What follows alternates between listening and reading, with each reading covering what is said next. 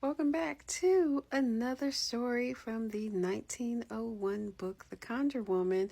And this time, this story is called Po Sandy. Now, this one again follows Julius telling John, who we said in the previous story, just purchased the old vineyard from the Gooford grapevine. But now Julius is trying to convince John that there's a reason you don't need to demolish this old schoolhouse. That's because it's haunted. Now, this story appeared in the 1888 edition of The Atlantic before the book was published in 1901. Now, in this story, Sandy is an enslaved man owned by Mars McSwain. And this is all still in North Carolina, by the way. Now, McSwain often sends Sandy out to travel, helping friends and family around the county.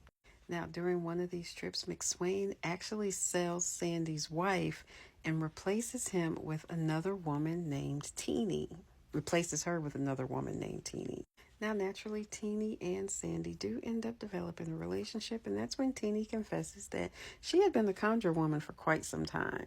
Well, at this point, Sandy is tired of traveling, and him and Teeny decide that it would be best to turn Sandy into a tree so that he's no longer sent out to do this work. So Teeny turns him into a tree.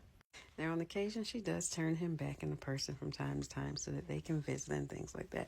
But for the most part, he's a tree.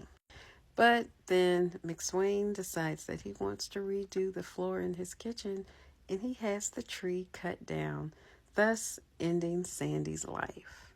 Now, after the floorboards in the kitchen were put down, the enslaved people on the plantation began hearing groans, or said that they were hearing groans and moans, and they believed that the kitchen was haunted. This led to the kitchen being demolished and the floorboards and the lumber being used to build the schoolhouse, which in turn made the schoolhouse haunted. Now, of course, after hearing this story, Annie, John's wife, completely convinces him, hey, we don't need to demolish the schoolhouse. We don't need to do anything with it. We need to let the spirits of the dead rest, and they choose to do so, unlike what they did with the vineyard. So they do leave it alone, thank goodness. And I've given stories before about people turning themselves into trees. There's the haunted tree in Orangeburg, and there are I think a few other stories on my page that I have given about folks turning themselves into objects as well. But yeah, let me know what y'all think about this story. Also, to note, it does not say where the author got any of the inspiration for these stories from.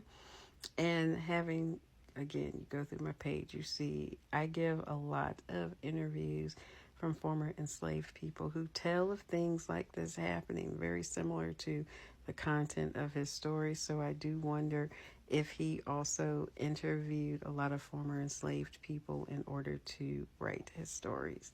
Either way, let me know what y'all think about this in the comments.